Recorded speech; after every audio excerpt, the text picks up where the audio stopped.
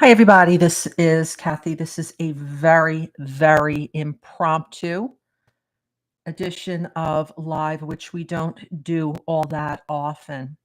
And there was no notice to anybody. So if anyone is here live or will be listening later on today, I greatly appreciate your being here with us today. I felt that it was very important. Hi, Court Jester. Happy 4th of July. Thanks for being here. I felt it was really important as both the host, the creator of the Idaho versus Kohberger podcast, which I established some 754 episodes ago with the intention of looking at every page of the court docket in order to create a curation of the docket that would live even after the case was concluded. That if, let's just say, there is a student who was too young to understand what this case was all about, and the docket is very difficult to go through, it's unsearchable. Sometimes the documents that are appearing on there, the titles do not reflect it. Sometimes we see, hi, J Rod, thank you for being here. Sarah, thanks for being here.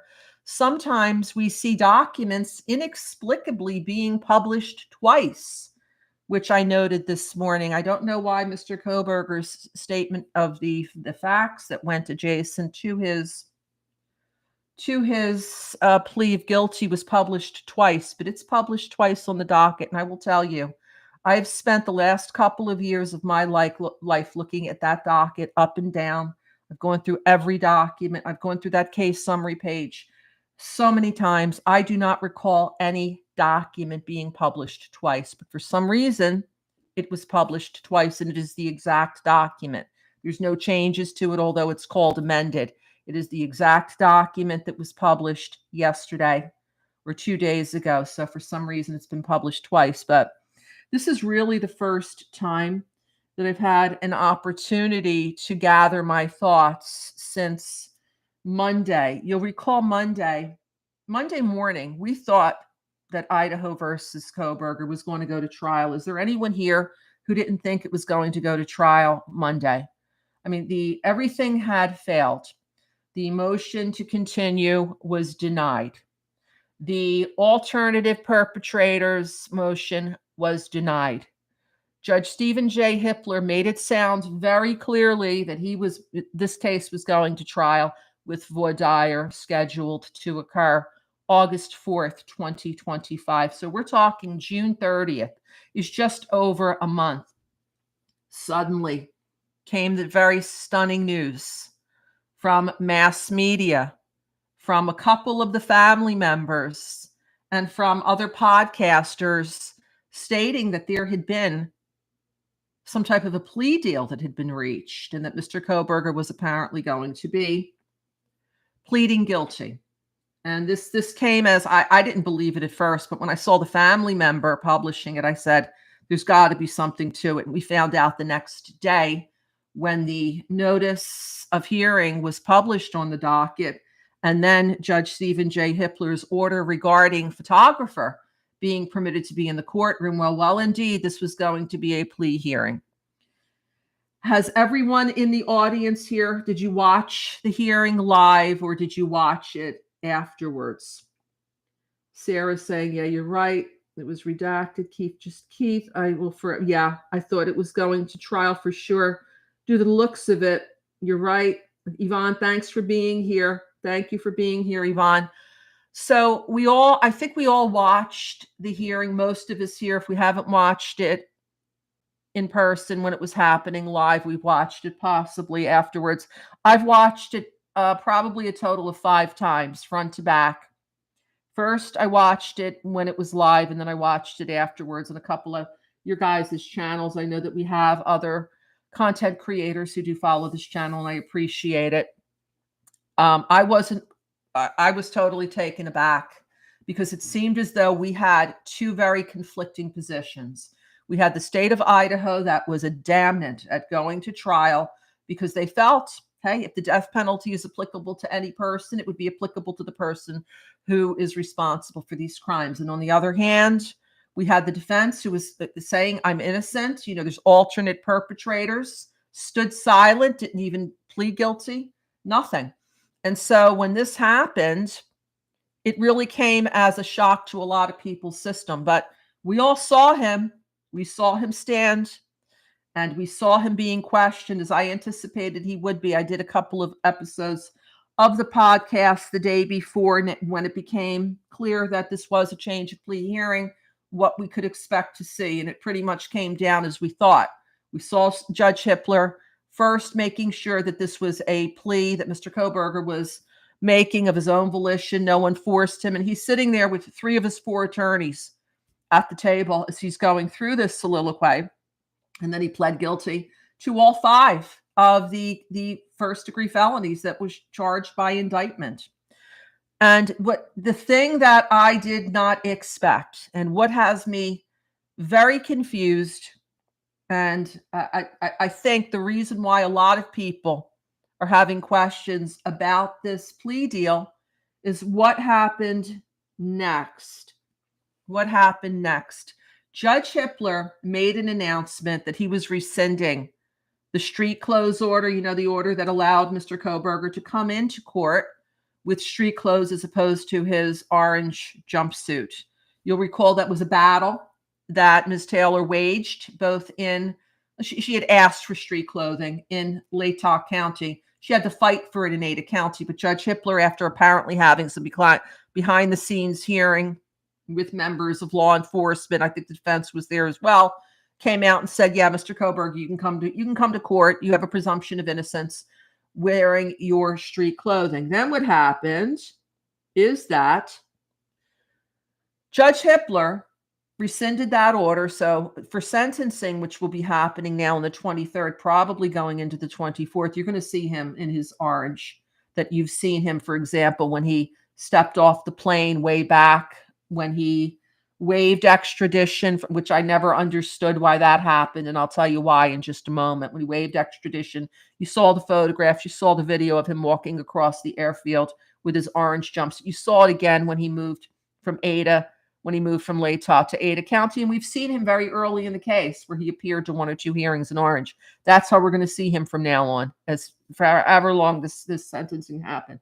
But what confused me is what happened next, which is Judge Hippler appeared ready to finally, and I mean finally, as in this gag order has been in place since January 3rd, 2023. Mr. Kohberger was arrested December 30th, 2022. We're talking day 4.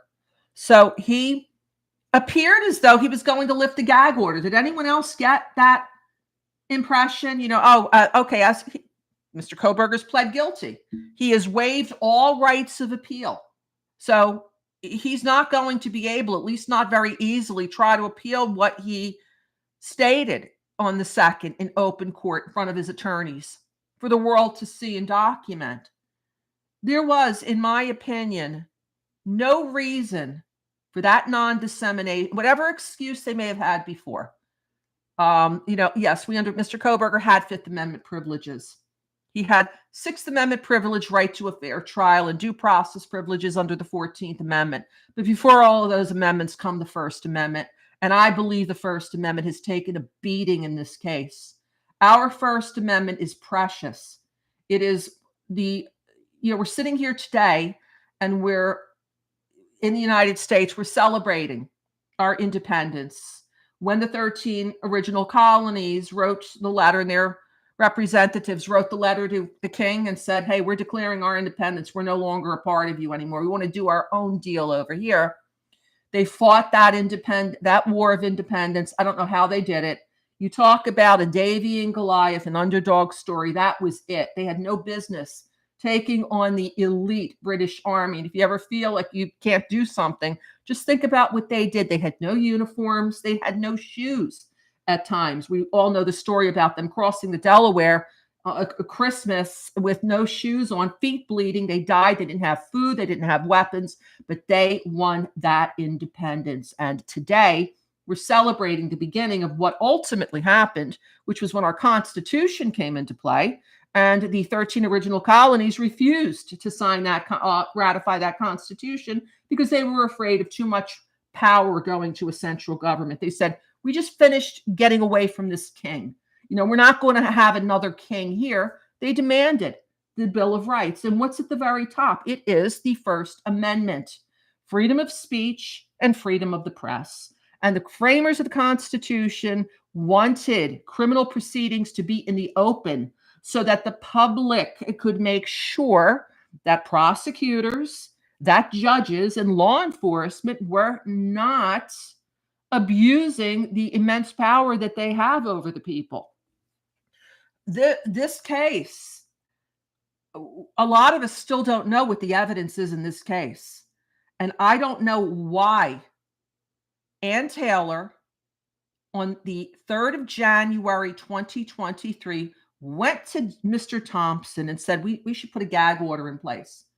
They stipulated to it. Miss Taylor wrote that original gag order. It wasn't from Mr. Thompson. It was from the defense. And they submitted it to Judge Marshall, and she signed off on it day 4 of the proceedings. So then we began the secret case. I have written and commented so many episodes of the podcast where another document under seal, a super secret case. Here we go. There's another hearing. The public it was like, what is this? Is this the JFK assassination inquisition that everything needs to be under seal in this case, plus a gag order? Well, we had the media coalition attempting to set aside the non-dissemination order. They went as far as to the Idaho Supreme Court, and they were unsuccessful. The media, who is the press that should be keeping everyone apprised of what's going on in a case that we can't travel to because we live in New England or in Florida or Texas, and it's not very easy to get up to Idaho if we want to watch the proceedings. Oh, and by the way, a lot of the proceedings were closed to the public, so the media should be there. They tried to set it aside. They were unsuccessful. We've had the 3rd non-dissemination order. It was amended twice. It was amended once in January. It was amended a second time in June of 2023, June 23rd, signed by Judge John Judge. So therefore, we don't see what we see in other cases where you would have the prosecutor once in a while coming out and explaining what's going on in the case, or the defense, or law enforcement, or expert witnesses, or anyone else involved in the case. Never officially. Now, we had this leak that happened where we were told as the public, oh, no, you can't see video of suspect vehicle 1. No, you can't see it. It needs to be under seal. Well, someone took it under their authority to violate the non-dissemination order. That's called a contempt of court. The court has said none of the documents get out because of all the reasons that we, the public, were told that we couldn't see discovery, because it was to protect Mr. Kohberger or the state's rights to a fair trial. We were told time and time again, 23 amended requests for discovery. Discovery's evidence. We didn't know what they were asking for. I'm sorry. Yeah, Yvonne, I've got the camera off just because I'm not feeling well today. I just kind of came on, so you're not going to be able to see me. I apologize about that, guy. I'll have it on next time. But I just decided, because I'm very, very concerned today about what's been going on. So it's the 23rd of June, 2023, that this 3rd gag order, it's been in place effectively since, January 4th. And now we've had the sole defendant who's ever been arrested in the case. I don't know if anyone else has been arrested. Said there's no there's no alternate perpetrators. It's just Mr. Kohberger. So he gets up, he stands up in open court. You all saw what he did. He's waived all of his rights to appeal. Judge Hippler then turns and says, words to the effect, please go back and take a look at it, because you'll be able to see. It's towards the end of the hearing. Okay, and he's already said, I'm going to now rescind Mr. Kohberger's authority to wear street clothes to hearings. And then the non-dissemination order. Turns to Thompson. Bill Thompson says, Oh, no, we don't want the non-dissemination order set aside. Words to that effect. Taylor does the same thing. She agrees. These are the two people responsible for this non-dissemination order and who have filed document after document after document after document under seal. It is breathtaking how much information has been withheld from the public. Please take a look at the case summary page. You will see the enormous amount of documents that have been withheld from the public. So now we have the two people responsible for the first non-dissemination order who didn't lift a finger ever to get it lifted and who fought when the media coalition wanted it lifted are saying, Judge Hippler, don't rescind that non-dissemination order. I don't understand. And what I did this morning is I put out, I hope that you've had an opportunity, or you will listen to it. It's called Public Trial, Secret Trial, Independence Day edition, where we go into how precious and how people fought, lives were fought and lost to give us that Bill of Rights, and the absolute beating that I think it took in this case and the dangerous precedent that I think it's setting. That's my opinion that I give here. I've done so many podcast episodes, and it's based on looking at the docket. And now I don't know why Ms. Taylor and Mr. Thompson don't want the public to be able to start asking questions and demanding to see what's under seal. What do you think? Do we know that she's subject to the gag order? Ann Taylor failed BK all the way back when he waived his right to speedy. Keith, I would, my opinion, a lot of people have been saying this. They were concerned about the waiver of speedy because otherwise Mr. Kohberger would have gone to trial October 2nd, I believe it was 2023.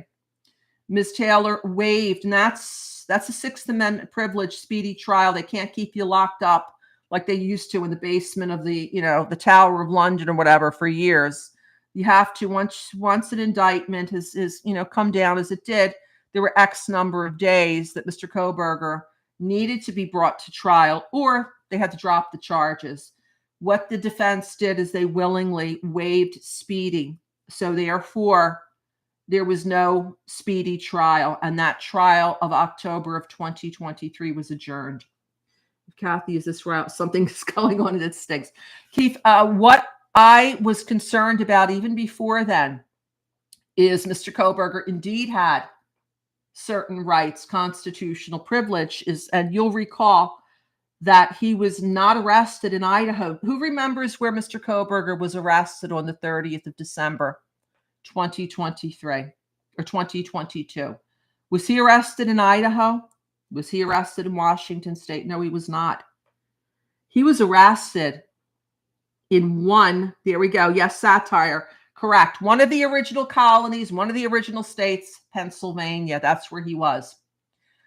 That month, January of 2023, the Attorney General of the state of Pennsylvania, who had been voted in as governor of the state of Pennsylvania, took office. He took office in January. His incumbent was very much against the DP.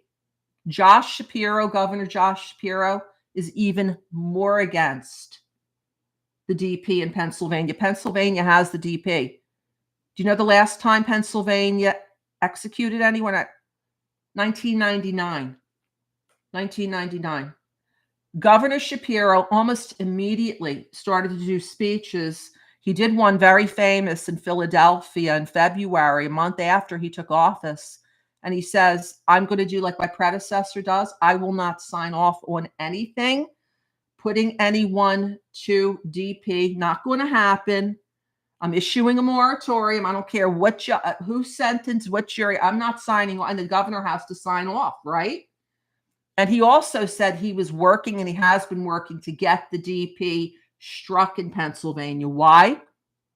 Whatever his personal reasons, I don't know if he's got but what he says publicly is he says that a lot of people have been executed unlawfully. Many people have been on, death row for many, many years. They're later exonerated. He says there's too many mistakes in the system. So you have a governor of the state where you're arrested, who has to sign off on if you fight extradition. He's got to be the one who's going to sign off on it. And then you can also do a writ of habeas corpus, just to sort of fight against and not just go right back. And maybe as a strategy, because we saw how many filings the defense later made to try to strike that DP notice, and they were all unsuccessful. Time that could have maybe been used on other things. Just imagine if they would have said, maybe they did, we don't know. But if they would have said to Mr. Kohberger, look, Idaho has the DP. They're not afraid to use it. You're in a state which the person who has to sign off and forcibly send you back to Idaho is very much anti-DP, more so even than his predecessor was. Let's see if we can get the DP taken off the table as a condition to you returning to Idaho. I mean, I question that. Once we saw Shapiro come into, take office. I mean, even his predecessor even was against it. So why are you rushing back? Maybe negotiate that, and then when you come back, then you fight the charges. She was a scheduled witness, hasn't stopped various people from going on television. Red flag for me. Defense said BK was not practicing in his defense. Defense that day discussed his flat facial. Ooh, okay.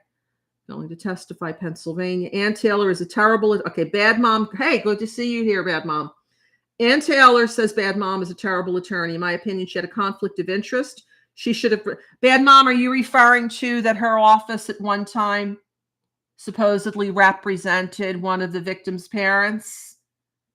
She was at one time. I mean, she went out last year. She went out and put a shingle, private practice. Ann Taylor. She is no longer the district attorney for Kootenai County, as she had served for many, many years. And when she was the district attorney for Kootenai County, one of the parents of one of the victims had gotten into some trouble, and her office represented her. And so there was some concern. Hey, isn't this a conflict of interest? Well, you know what happened? There was a hearing on that matter. Do you guys remember the hearing? Where this was back in January or February of 2023. There was a hearing before Judge Megan E. Marshall on the matter of whether or not Ms. Taylor had a conflict of interest of continuing to represent Mr. Kohberger in this case. You don't remember the hearing? You shouldn't, because it was behind closed doors. It was a closed and sealed hearing, one of many that have happened in this case that I quite frankly do not understand. I don't understand why that wasn't public.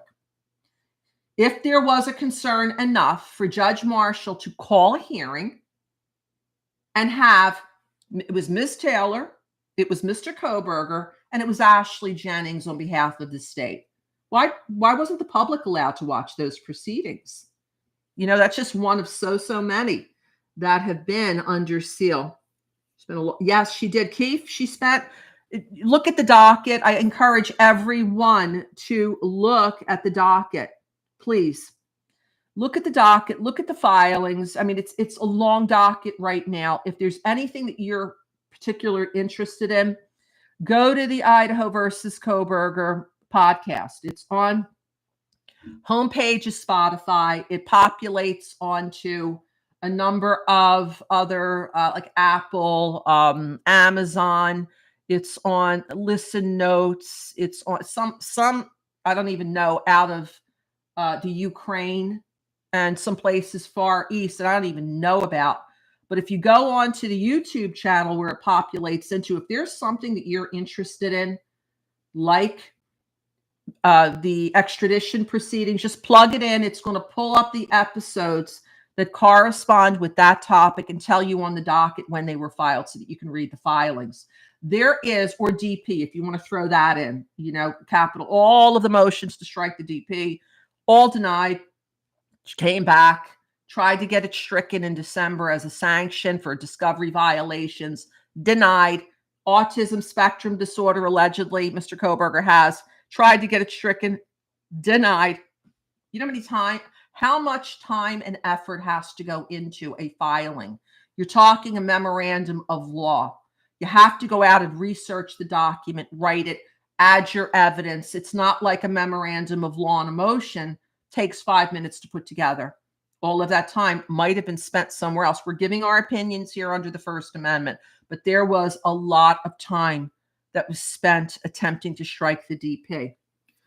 Chester's my gut feeling. Something shady is going on. Taylor Thompson came into an agreement is what I read. Bad Mama, okay, I know that there's a lot of things that are, so some thoughts going around. The problem is it's under seal. There's a document under seal that relates to the agreement, the plea agreement that we haven't seen. And the information, I know a lot of people have questions. Did the defense approach prosecution? Did a prosecution approach the defense? For all we know, these negotiations could have been going on for many months, if not years, because what a judge will tell you is, and especially at a final pretrial conference, have the parties engaged in possible settlement negotiations. It's something every judge will ask, because a judge knows that there's a greater risk of being reversed on some type of an error if matters go to trial, that if the parties settle, resolve, enter into a plea agreement in a criminal sense. So would not be a surprise to me at all. Bad Mama, would not shock me at all if these negotiations have not gone on. And now they're basically at the courthouse steps. We learned, Judge Hippler said, 10,000 potential jurors were supposed to come to the courthouse mid-July, mid this month, to fill out those jury questionnaires. And let's not even get started on the topic of the jury questionnaires. Because if we look at the October 9th, 2024 order that set the trial, Dyer was supposed to be July 30th, trial was supposed to be August 11th, it's redacted. The portion that is redacted is the date that the jury questionnaires were going to be disseminated to the jurors. And everything about the jury questionnaires, and those are just basic questions. Do you live in the jurisdiction? Is there any reason why you can't be on the jury? Are you moving out of state? Some other reasons. Every single question is under seal. So the date that the jury questionnaires were supposed to be disseminated, we found out on Wednesday, was going to be in mid-July. And that's where he talked about there aren't going to be any trials that week because they're bringing in 10,000 people if they need to. And this isn't even voir dire. This is, you're going to come to the courthouse, you're going to fill out these questionnaires. Judge Hippler said that, yes, the defense of the state could watch the proceedings. They could watch the court administrators handing out these questionnaires and the people filling them out and being collected, sort of like when voting happens and you got people watching to make sure that there's no funny business going on. But they couldn't participate, but at least we found out. It was supposed to be mid-July. 10,000 people. Now, let's go back to another hot topic that I'm concerned about. What about this leak? Okay, well, a leak doesn't even describe what it is. It is a blatant violation of the non-dissemination order that kept the public from knowing the facts of the case, seeing the evidence, kept out of hearings. What's going to happen with that? There hasn't been a word from Judge Hippler since those two orders went out in mid-May 2025, May 15th, exactly, where he claimed that he wanted to find out the source of this leak was because it potentially impacted the ability to sit an impartial jury. Impartial jury, excuse me, it's 14th Amendment due process privilege. 14th Amendment to the United States Constitution, 13 after the First Amendment, by the way, says that when the government is seeking to take your property, your liberty, or your life, they have to give you three things. One, notice, opportunity to be heard. Number two, an impartial judiciary. That's what was implicated with this quote unquote leak. So is this now going to get thrown into the circular and the public's not going to know what happened? Are all efforts now null and void because the damage that happened can't be, that's toothpaste out of the tube. We can't go back to April or whenever this information got turned over and stop the person or people from turning it over to who they felt should have it. Dateline here. So what about this investigation? How far did they look? Who's being held to account? Are we not going to know this? Is this why? Just throwing this out there. Is this maybe why they didn't want the non-dissemination order to be unsealed or thrown out? Don't know. People would start asking, hey, what about this leak? What did you do? How far did you get into investigating it? Is anybody being held to account or not? Steve G. Okay, so satire. Steve G was right in saying once the request for a special prosecutor, the whole thing went in a direction no one saw coming. Okay, interesting. What about that? Who leaked? We don't know. We don't know if it's one person. We don't know if it's more than one person. But guess what? It's, to say that it's a leak, and I'm guilty of it myself, it's not what it was. It was contempt of court. As Judge Hippler said, by people who are potentially in places to uphold the law, they decide they're not going to. What gives you the right to say, oh, you're going to go because you have access and dump this into the lap of mainstream media who you feel should have it when the public has been told for 2.5 years, you can't have this information because, sorry, First Amendment, that goes out the window. Under the rule that you see all the time that was cited, the rule of law in the Idaho statute, there's certain provisions where a judge could say, you know what, public, even though we're supposed to be operating in the sunshine and all these documents should be on the docket, there's other more compelling reasons that requires this to be kept from you. Privacy rights of individuals, Mr. Kohberger's right to a fair trial, the state's right to a fair trial, everything else. I kept saying what? The First Amendment is always taking it. What about the First Amendment? First Amendment is always taking a backseat here. So these are the two issues that are concerning me the most on this Independence Day. Number one, that Mr. Thompson and Ms. Taylor stood in the way of that gag order being rescinded right after Mr. Kohberger stood up in open court and waived every possible appeal that he could have when he pled guilty. Why? Why is the defense not wanting that gag order lifted? Why is the state not wanting that gag order lifted? And why are these documents still under seal? This case should be over, right? Prosecution said it was Mr. Kohberger who did this and no one else. Defense sat there, allowed their client to sign this plea deal. So what's the big deal about now? What's the excuse now to have this gag order in place? I can't think of one. I can't think of one reason to keep that gag order in place until after sentencing. If it's ever lifted, if these documents ever get released to the public. That's why, okay, what about that? Who leaked? Yeah, Keith, we don't know. We may never know. And then we see, does BK need to provide a document of fact to narrate his events to verify his guilt? You know what, Jack? That's a question people were wondering.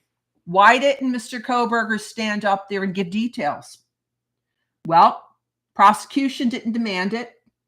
It wasn't in the plea agreement. What the plea agreement said is that you will plead guilty to the 5 counts that are in the indictment. And that's exactly what he did. Doesn't have to do anything more than that. I'm not expecting him to say a word at sentencing between you and me. I think he's going to be quiet. He said what he needed to say, right? He's no longer standing silent as of July 3rd, July 2nd, or whatever day he signed the documentation. June 30th is when this plea agreement apparently was stipulated to. That means it was agreed to by all involved. Why should he get up and say anything else? He doesn't need to. How did Steve G take possession of it? I thought Thompson couldn't give any new details because of the gag order. He gave new details in court that he had to give Yvonne, just in his defense, that the court wanted to make sure that Mr. Kohberger was not pleading guilty to something that he didn't have to plead guilty to. So the state then had to give some details, had to go into what the state's case in chief would say. Case in chief would say, Mr. Kohberger turned his phone off. It wasn't that it went off or it went into an area where there was no connection, no connectivity. He drove around, numerous times. He parked in the back. He entered through the back in the sliding glass door, went upstairs, committed Maddie and Kaylee. And now we finally understand why they're listed count 2, 3, 4, and 5, because the state's position was Maddie was first, then Kaylee, then Xana, and then Ethan.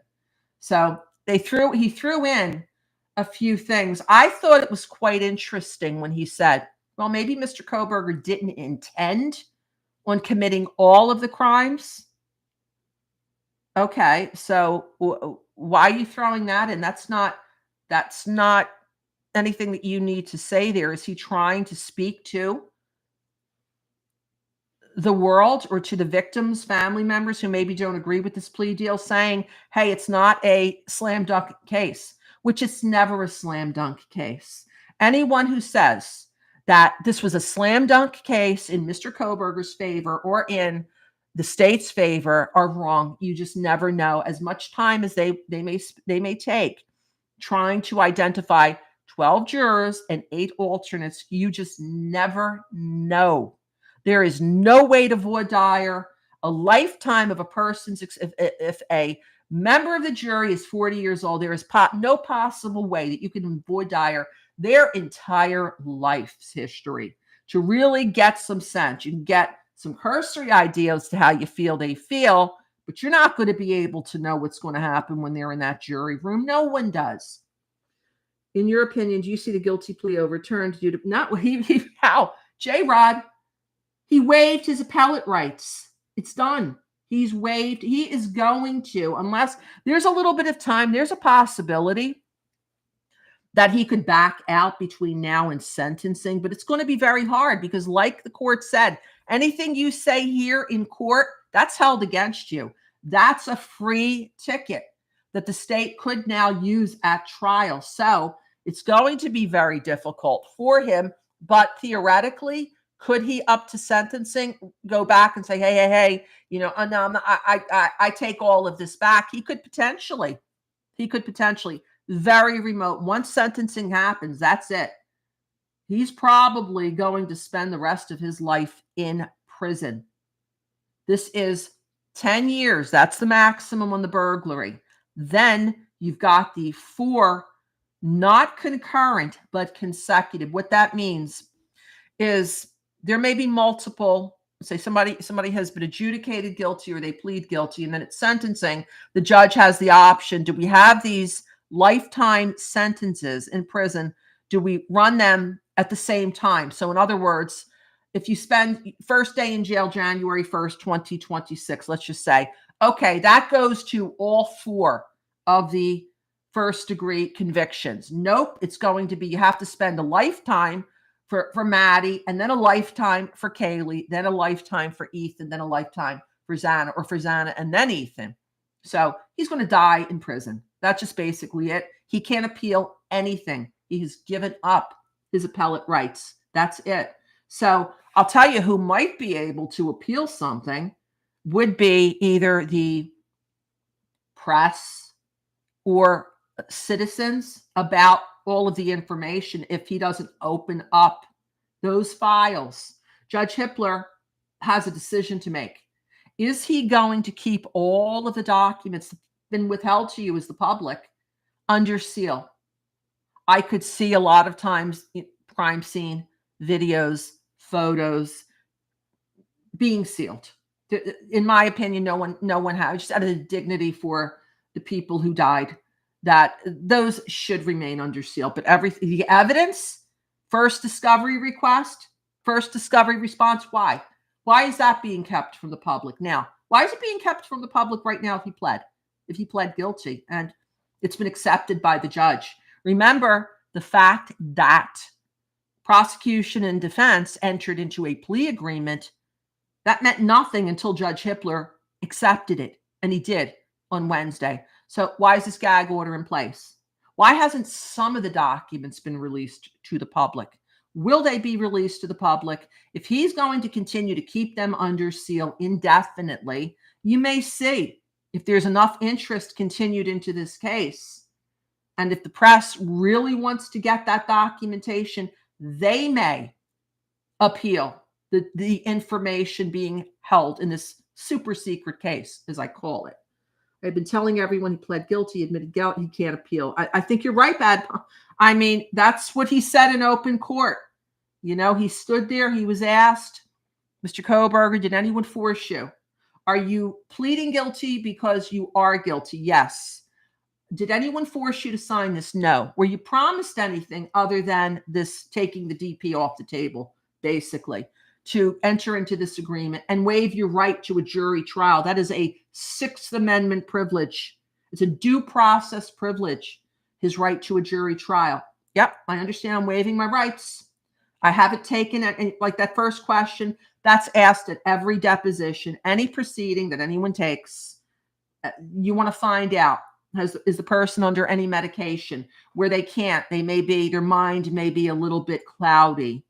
Things like, he said, nope, I'm here today. I'm doing this willingly. This is voluntary. This is my volition. This is what I want. And he pled guilty, and he went through each and every element. It wasn't just, do you plead guilty to count one? No, he broke it down per the indictment. Did you enter 11/22 on or about November 13th? Yes. In Moscow and Latah County? Yes. With the intention to commit an unalive? Yes. Did you then he moved on to, it went through every element of every crime. He's going to have a hard time ever appealing this. Do you feel Hippler held the scale of justice evenly? Satire, I felt that a lot of his findings were proper. I believe with his professor gave an interview the other night. She's supposed to be a witness, and she had said something to the effect of, he knew that was not an alibi because she had taught him what an alibi is.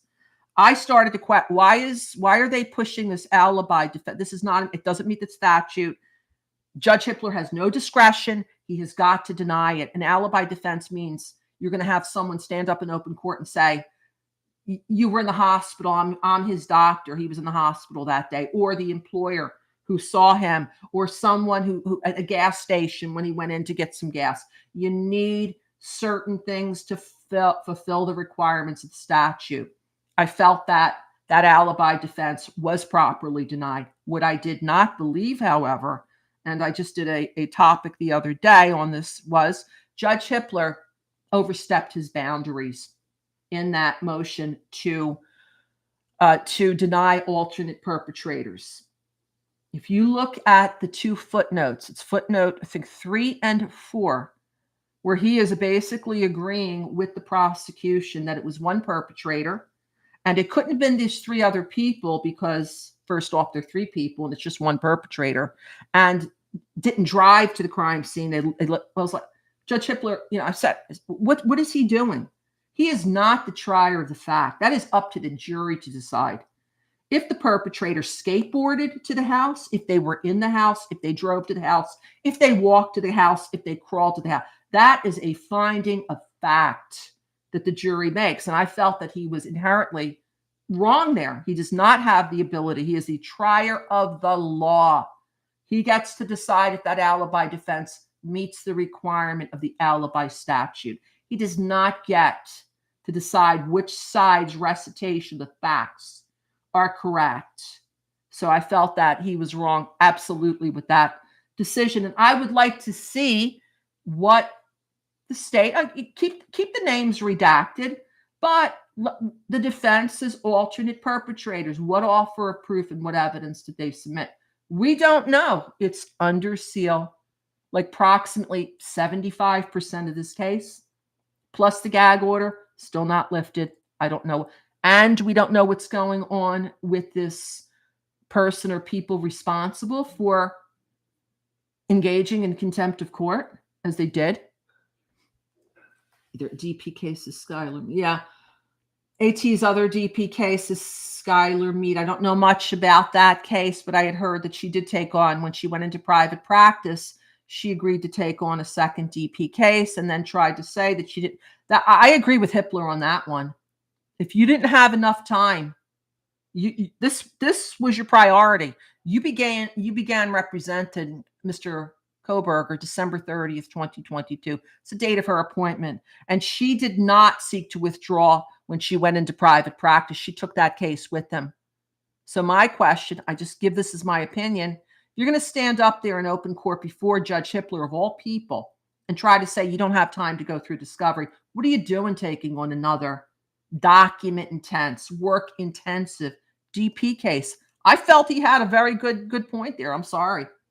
Skylar me, the prisoner charged. Okay, Yvonne's coming through with the facts here.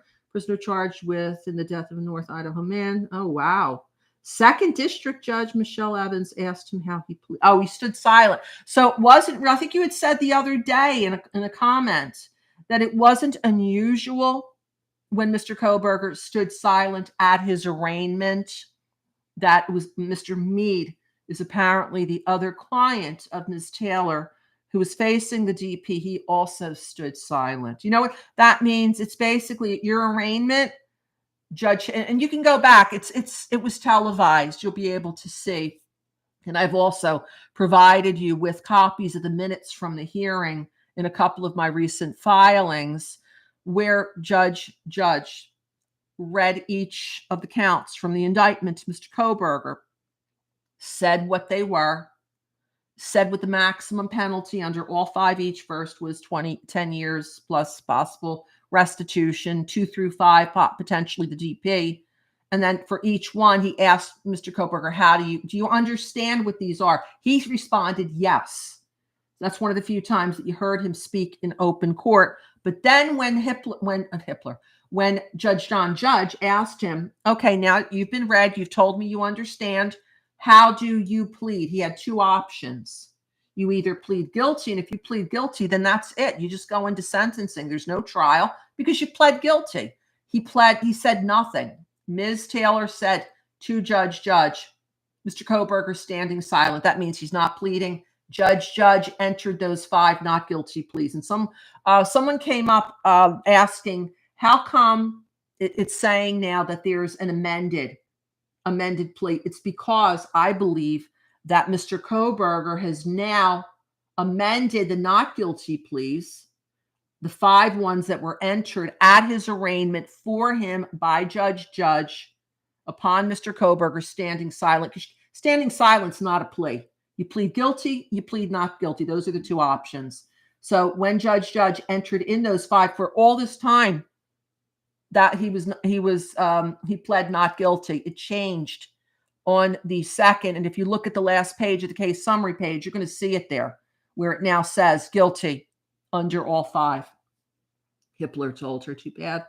His plea was his only way out. A lot of people feel that way. Plea was the only way out. I'm requesting your voice to retell my 95% sure there. Is she not the only DP qual? Well, hey, Clifton, hi. Glad to see you here. There's very few public defenders, Clifton. You raise a very good question. At least at the time, when Mr. Kohberger was arrested, December 30th, 2022, there were very few DP qualified public defenders, and Mr. Kohberger did not have the resources to go out and hire private counsel. He was left with the public defender. The Constitution does not require the state to go out and pay your going out and getting a private attorney. Sometimes they'll do it pro bono, they'll do it at a reduced rate, whatever. But she was one of the few public defenders who was DP qualified, and for some reason she was assigned to the case. I don't know why she was assigned to the case, but she was. And is done. Okay. If she was appointed to represent him, she as a public defender didn't have a choice to take a second case. Okay. We will not know how the crimes happened unless BT writes a book, and he will probably get his professor to write it, even if the judge gives him 20 years on each count of regional. I think, you know what, Dave, I would like to see the documents. That's what I want to see. Everything. We were given a little bit of an overview. That's the state. That's the state standing up there and representing to the public what their evidence shows. You know, I'd like to see things for myself. Show me. You know, I want to see them. We should have been seeing this evidence all along. But for 2 people who decided this case should be in secret, it is as much the defense side as I've heard people saying, oh, it's the prosecutor. They did. No, it's not. It was the defense. It was Ann C. Taylor who drafted the first non-dissemination order. If it was up to Ms. Taylor, you wouldn't have even been able to see the proceeding the other day because the defense wanted all cameras out of the courtroom. Do you remember back in Latah County where the press kept coming in? They had the cameras, they had the photography, kept zeroing in on Mr. Kohberger. Judge said, don't do that. They kept doing it. So he kicked all of the press out, but he didn't go so far as saying the proceedings would not be televised. He continued to order that at least the open proceedings would be televised, and they have been, but it was up to the defense. We wouldn't have seen the proceeding even the other day because they didn't want cameras in the courtroom. So it's both of them. They both are guilty of filing document after document under seal. They agreed to many. They entered stipulations that documents should be under seal. And the courts agreed, and they have been under seal since the beginning of the case. I would like those documents to be opened so that you, every person here, every member of the public who's interested in this case, you can read the documents for yourself and come to your own conclusion. I don't want anyone to tell me what they say. I can read them as you all can for yourself. I want to know where in the heck Cy went to. You would think he found something bad. Don't know. Yeah, he's been rather quiet, Clifton. He raises a good point. Cy, he was he was going out there. He was giving interviews. He was very public. I think he had a YouTube channel where he and his wife were talking. Not a word. And unfortunately, the witness lists are all under seal. So we don't know who's on the trial witness list for either side. The only way that we learned some of the names is through the domestication process, because the Commonwealth of Pennsylvania had a hearing the other day regarding certain defense witnesses for trial, and they let us know when either the state or the defense was looking to have people from Pennsylvania compelled. We learned that in Nevada also, that one of the roommates' domestication of a trial subpoena in Idaho, you can't hold her in contempt of court if she doesn't turn up. They needed to go through the domestication process to have the home state say, you will go to this trial. That's the only way. And also in Washington state, there were several. I just reported on Monday. Remember the 2 law enforcement officials who turned in Mr. Kohberger's car within a half hour of each other back in November? We learned about it in the affidavit of probable cause. They were just compelled. It was June 26th was the hearing. You both will go across the state line and you're going to appear in the courtroom. You're going to be the state of Idaho's witness and you will appear at trial. So we were, this person that people are saying is the DoorDash driver. All of these videos that have come out, all of this information that she was telling people she was the DoorDash driver and would be compelled to attend court. Well, she was supposed to appear at the, I think it was June 26th. There was a hearing for her, domestication of her subpoena. And apparently she has counsel, or if she's pro se, she was able to enter into an agreement with the state of Idaho to adjourn her hearing. So she was never compelled as of yet to appear at trial, which there's no trial now. So that's a moot point. So many sealed documents. Tina, I know you have been very much on top of the case. You're very interested in the case. You've read the documents. I mean, can you believe the number of documents? I encourage you. There's so many other high-profile cases. Go to any other high-profile case. There's this case up in Long Island of this supposed serial unaliver.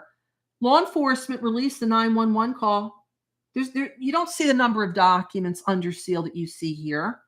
So what is it about this case that required it to be under seal as much as it has been, plus the gag order, and now continue to be, even after the sole defendant who has ever been arrested pled? He stood up and he pled guilty. He's waived all of his appellate rights. Why are these documents still being withheld from the public? What is it that the question is not, what is it that the state doesn't want the public to know? It's what does the state and the defense not want the public to know? Because Ann Taylor stood right up the other day when Judge Hippler looked at her and said, What about this gag order? Yeah, we agree it should still be in effect. There was no mention of the social media activity of BK, VPN, right?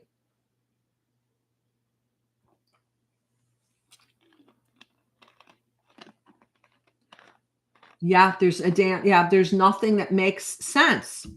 But the guilty admission, you're right. BK, he's going to spend the rest of his life in prison. That's what that deal says. We don't know what's going to happen down. I mean, then again, you look at, the Manson case. All the people that were convicted back in 1971 were given the DP, right? Charles Manson, Tex Watson, Krenwinkel, Susan Atkins, and the other one, they were all given the DP, and they still, okay, so then the DP is abolished, and then it's life in prison. And then it's not really life in prison because one's out. One was released on parole. I think it was about 2 years ago, Leslie Van Houten.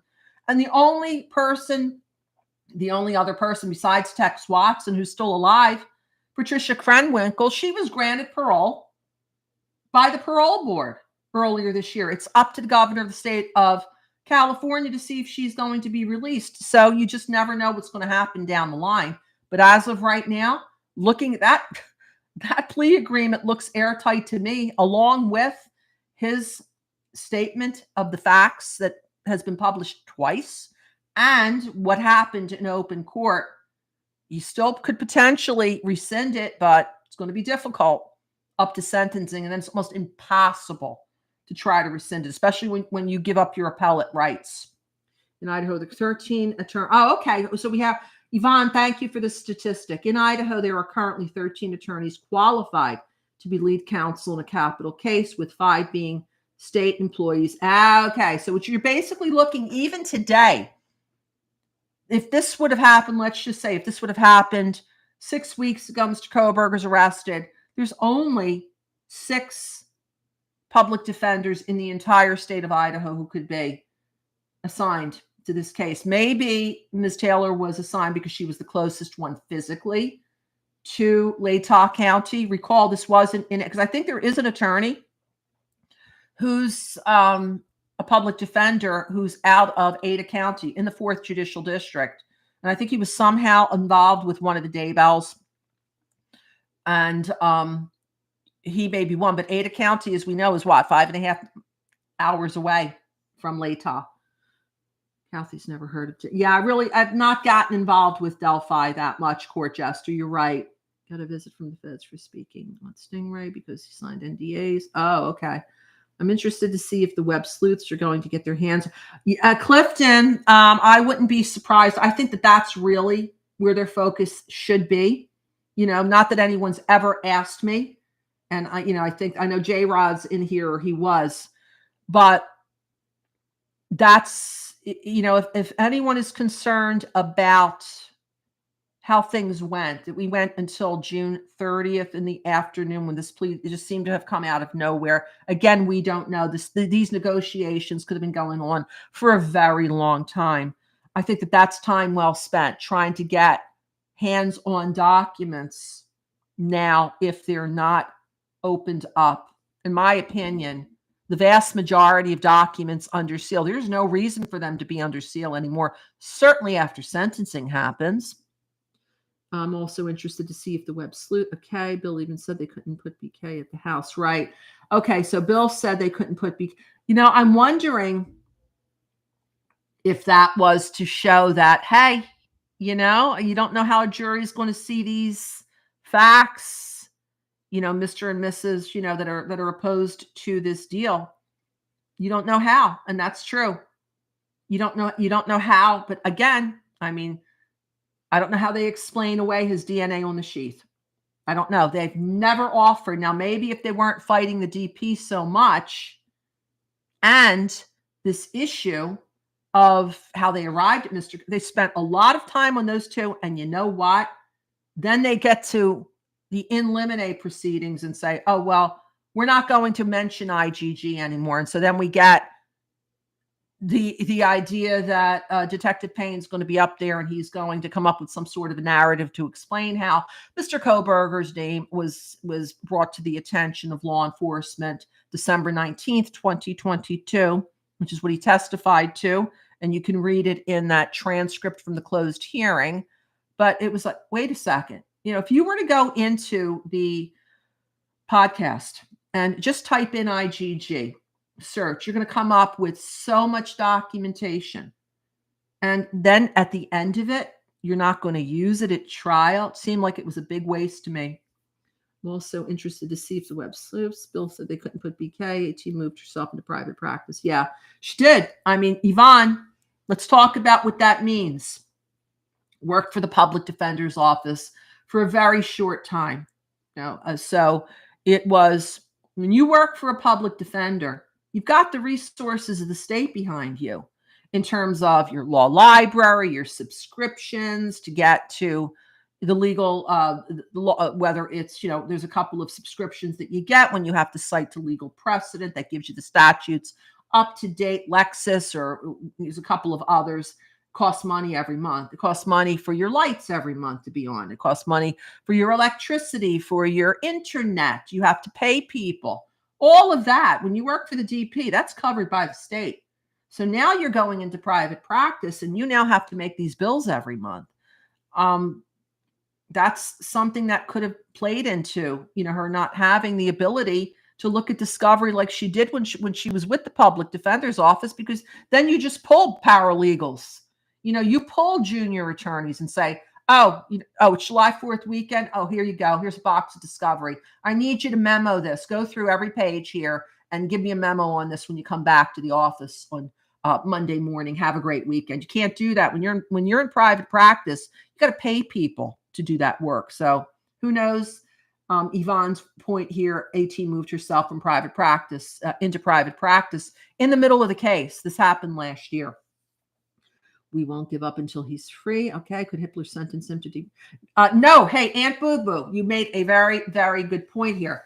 The question on the table here, could Judge Hippler sentence him to the DP anyway? No. Absolutely, unequivocally, no. Do you remember at the beginning of the proceeding when Judge Hippler said, my office has received calls. My staff has received calls telling how I'm supposed to rule. He says, I'm going to rule by the facts and the law. And I have not listened to any of those calls. There is a separation between the three branches of government. The prosecutor is part of the executive branch. I am part of the judiciary. He's basically saying he's part of the judiciary. So therefore, he has no jurisdiction, no power to tell the state now that the DP has been taken off the table as a result of this plea. He can't override that, not legally. Can't do it. He'll get reversed. He cannot do that. So therefore, you will not see at sentencing the following words coming out of Judge Stephen J. Hippler's mouth. Mr. Kohberger, for count 2, I'm going to sentence you to the DP. Not going to happen. What he did say, and did anyone catch this? He said it a couple of times. I could recommend something less. He's got the authority to recommend something less than 10 years for count 1 and life. Remember, it's not concurrent, it's consecutive. For those 4 DP, he could sentence less. So will that happen? I think that it's probably unlikely, but and he pointed that out. I cannot put the DP on the table, but I could recommend something less. He's got the jurisdiction. Jurisdiction means authority. He's got the authority to sentence Mr. Kohberger to something less, which is why they're probably going through very, very hard to, the defense trying to point out why he shouldn't get life, for exercise your authority maybe to give less. Look at all these good things that he did. He's got aughts, he's got this, he's got that, he's got the other thing. Weighed against, you're going to see victim impact statements. Victim impact statements. Does anyone know what that is? Because remember, Judge Hippler had wanted to know, could we get this all done in one day? Mr. Thompson said, yeah, if we start at 8:30, there's very many victim impact statements. It may be by letter, or they may want to appear in person in the courtroom in front of Mr. Kohberger and give their victim impact statements. Do you know what that is? We caught it, the allocution, yes. Promise rules. But what that is that the two surviving roommates will have an opportunity to either submit a letter to the prosecution if they want and explain what the impact of this crime has meant to them and the family members of the four victims, Maddie, Kaylee, Xana, and Ethan. There was a document. Remember when the state of Idaho wanted to ensure that there would be seats at trial for immediate family members? There's a document of who those people, not their names, but their relationships, parents, siblings. You may see the parents and the siblings of all four in court coming up to the mic. Maybe standing beside them will be the victim impact coordinator for Latah County who will be with them. They might speak with no notes. They may read from a letter, or there may be a letter that's submitted on their behalf because they don't want to speak. That's what a victim impact statement is. So that's why, I remember what Judge Hippler said. Thompson wanted to start at 8:30. Hippler said, no, we'll start at 9 o'clock, 23rd. And we've got the rest of the week. So if we have to go into the 24th, if necessary, we will do that. He's done that before in court orders. He has set hearings. For example, the motions to suppress. Remember that? That came from the order of October 9th. It was originally January 23rd, if necessary, going into the 24th. And because of the volume of motions and how long it took, it did go into 2 days. He did the same thing with the in limine motions. The order said April 9th, if necessary, going into the 10th. It didn't go into the 10th because they were in court for a very long day that day. So I'm predicting, I think this is going to be a 2-day event just because of the multiple victims impact statements that need to happen. You're going to see the defense maybe bringing in some experts to try to persuade Judge Hippler to maybe do something less than life. But in the end, I feel, this is my own opinion, it's going to be what that plea arrangement says. Yvonne is asking, will DM and BF make statements? There's a potential, Yvonne. Judge Hippler regards them as victims of the burglary. They were renters of that property. They had the right to say who could come in and who could not come in. Mr. Kohberger has admitted to burglarizing the property. Therefore, you might see DM, you might see BF, one, both, or none in the courtroom come the 23rd of July giving a victim's impact statement. They may submit it in a letter. A lot of times victims don't want to speak. They'll be in the courtroom, but they don't want to speak. And they'll submit what they want to say to the judge, and that's presented to the judge by the prosecutor. Or they may not want to say anything at all. What do you guys think? Do you think that we may be hearing from them? He said he could recommend something less, but BK. Right, Tina, you're right. He said they could recommend some, but BK can't go in there and say, hey, judge, why don't you give me a total of 10 years for everything? You have the power to do that. No, he can't ask for that. What he can do is present evidence as to why it might be appropriate for a lesser sentence. I don't think it's going to happen, but I think that you're going to see some witnesses, expert witnesses, doctors, for example. You might even see his family getting up on the stand and basically telling the court, why it is, what it's meant to them in their life, that he was, he was a good son, that he never was in any trouble. He did this good. He did that. He helped do this. He helped do that. Something to try to show that maybe less than what is in that plea agreement is appropriate, but he can't come out and ask for it. No, can't do it. Bad Mom Bray says, DM and BF won't show their face. They will write a letter. So you're thinking that they will write a letter. That's possible. That's possible for any number of the survivors, of the family members. Happy 4th. Thank you. Thank you, Leslie and Billy. Same to you. I think this is an important day to talk about such things as the First Amendment, what it's meant in this case, how it's been. I believe it has been detrimentally. Other cases are going to look to this case.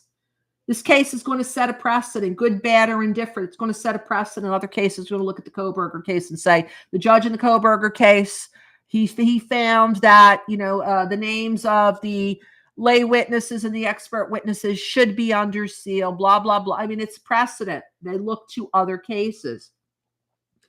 Thank you, Bad Mama. Really appreciate what I do appreciate is you're just taking the time out of your day to be here today with me to share your thoughts. I really do. Lily Shaw, welcome. Glad to see you here. And thank you. Happy Independence Day from the United Kingdom, says Lily.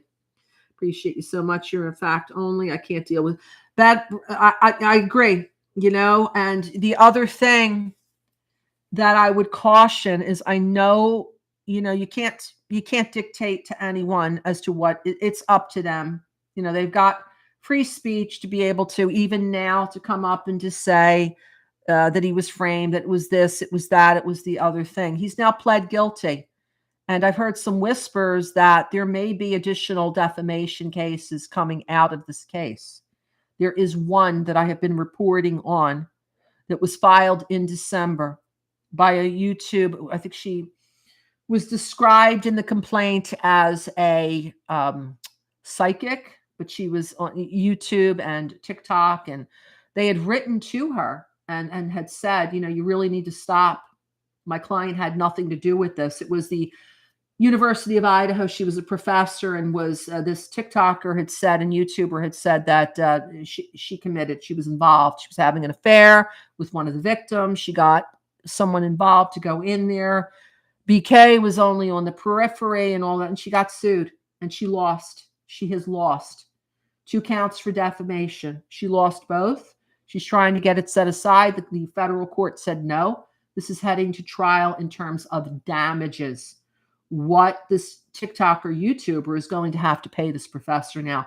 That trial is going to be set in 2026, somewhere in either January or February. And I'm hearing whispers that there are going to be more. I think it's very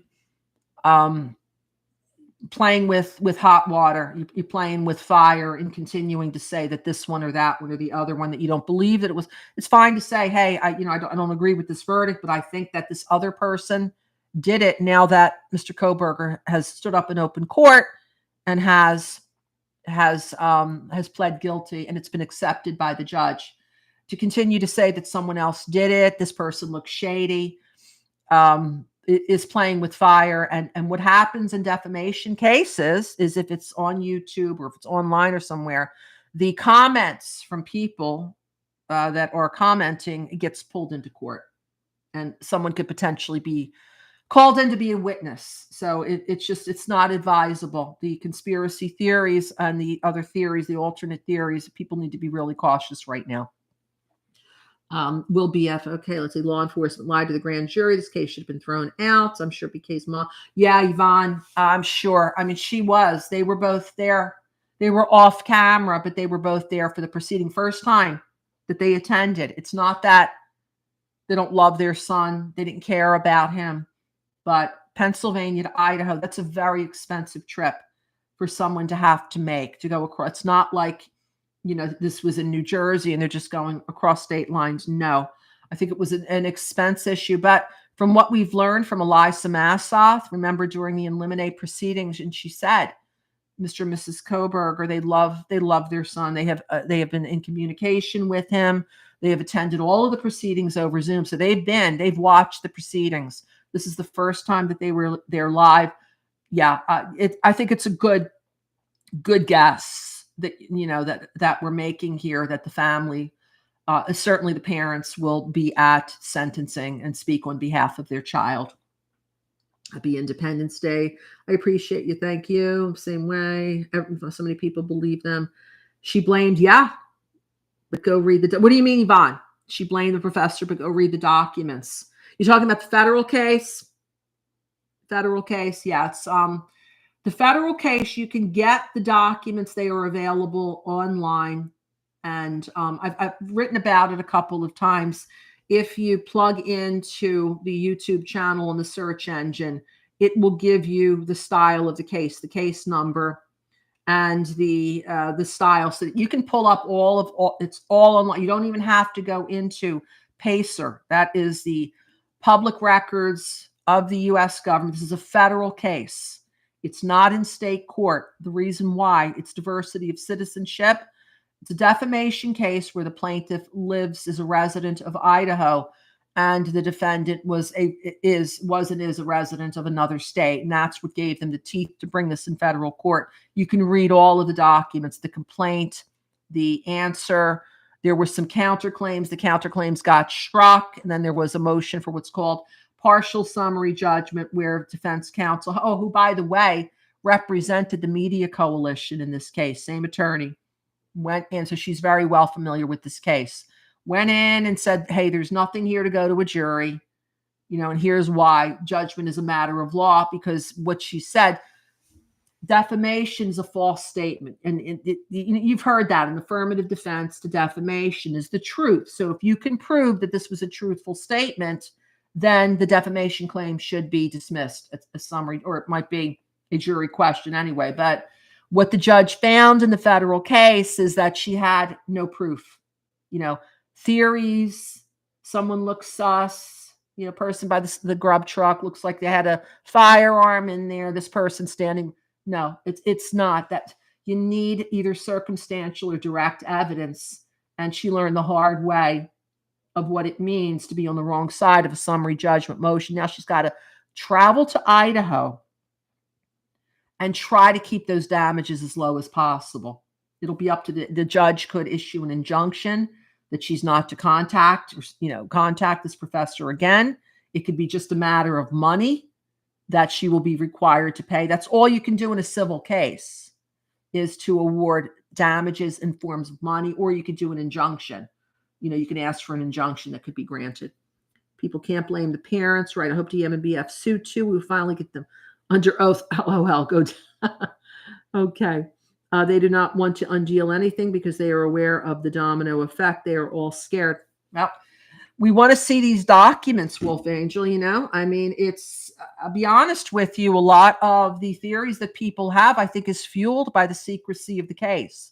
I think that if both sides would have been forthcoming early on in this case, rather than filing so much under seal and demanding let's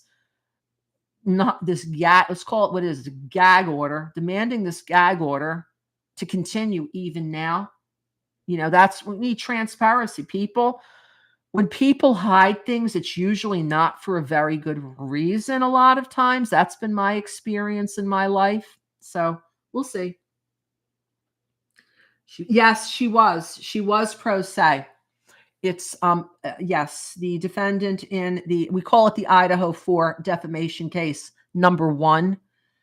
She was pro se, meaning she had no attorney, and it is difficult to represent yourself in state court, much less federal court, because there's so many rules of procedure. They tell you down to what type of font you can use, how many pages you can use, what it's got to say. And we're not even getting to the logistics of what defamation is, the elements of defamation. We're getting into such things as what type of paper can you use? How many lines can you have on a page? And then there's other local rules. There's the federal rules of civil procedure. You got to know all of them. And they sometimes give a little bit of leeway to pro se defendants or pro se plaintiffs, but it will only go to a certain extent. She's tried very much to get that summary judgment motion thrown out, and the judge just, they came back again and they say, no, summary judgment motion stays, partial summary judgment. It's just a matter of damages. Now that's the only thing that the trial's going to dictate and deal with. DT should be on defamation list. He's already doing a video insinuating that people. Oh, really? I'm sorry to hear that. I don't think, who knows? We weren't there. We don't know.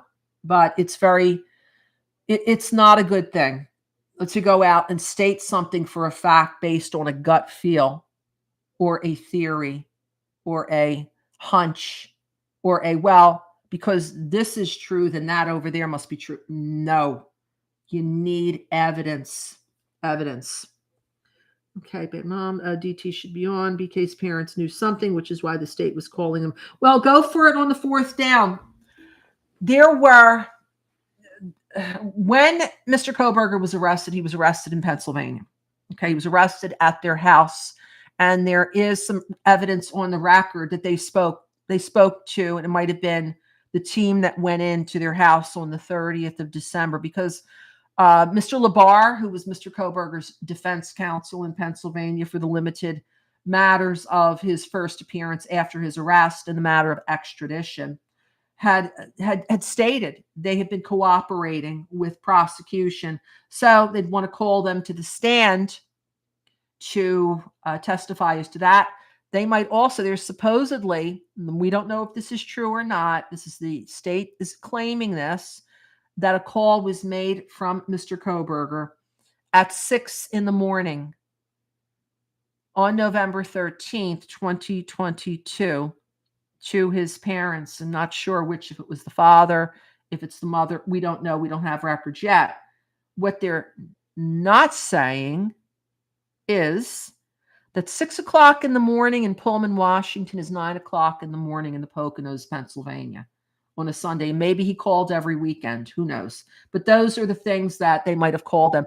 And you bring up a very good point. I just reminded myself, I've been looking at the Commonwealth of Pennsylvania docket to see any subpoenas for the Kohberger family. The state of Idaho just subpoenaed 2 witnesses last week. All of the others that we've been talking about, they were all subpoenaed by the defense. Nothing regarding the Kohberger family. Nothing. They could not compel the Kohbergers to get on the stand and give testimony against their son unless they're served with a trial subpoena. And that's what all the domestication efforts were for, to have the court in the home state say, you will go to Idaho for this trial. And if they don't show up, then they could be held in contempt of court. And that's, that has potential penalties around it. As of, was it June 30th? July 2nd, I looked at the docket the other day, July 3rd, there is nothing in the Commonwealth of Pennsylvania for any member of the Kohberger family to appear at trial. Now, that I find rather interesting, because the state of Idaho subpoenaed multiple witnesses out of Washington state. They subpoenaed one of the surviving roommates in Nevada.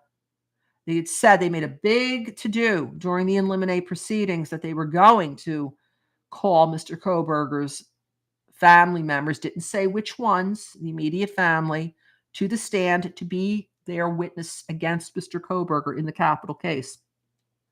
No trial subpoena, nothing domesticated for them. I found that rather interesting. Could mean something, it could mean nothing. See, sounds like a right for a program. He looked like he was going to church. Go for it, fourth down, which would be at 9 a.m. Yeah, Keith, that's true. A lot they made. I think that was in the Dateline episode that Mr. Kohberger had made that call. I'd like to know how they got his phone records. I really would. I could potentially, I've gone through certain theories. Well, maybe it's the owners of the video who turned it over, or somehow, it wasn't from, but how'd they get his phone records to know what he searched, who he called? But in any event, they didn't mention that 6 a.m. November 13th in Pullman is 9 a.m. in Albrightsville, Pennsylvania. 24-hour security due to, okay. Sorry to hear that they're getting death threats. You were probably still. Any other questions? So just to recap, if you haven't already, please read, and I'd love your comments. I know a lot of the people here have already written their comments about Public Trial, Secret Trial, Independence Day edition that went up on our YouTube channel earlier today.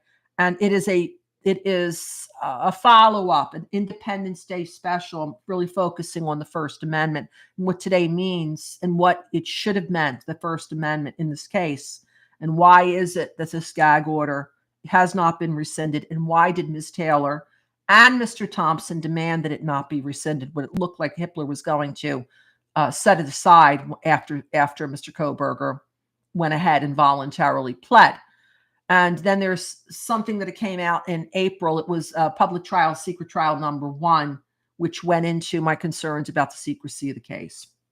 Will they know he bought the knife and sheath on that account? No, going on forth, fact that you have to use the tire program narrative signifies. Oh, okay. All right.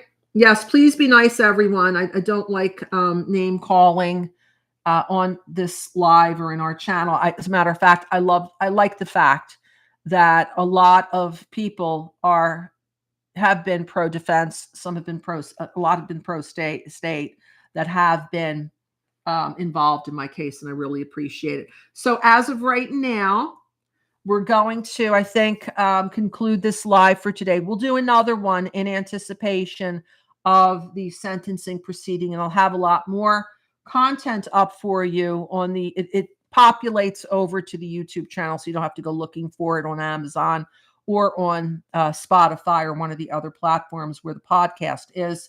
And I really want to thank you here for being here this afternoon. This is, as I said, it's a holiday here in the United States. Happy Independence Day. And I want to thank the rest. I know we have a lot of people here from other parts of the world who've dropped in. I appreciate your time. And I want to say thank you for joining us, and we will see you again very soon. Thank you.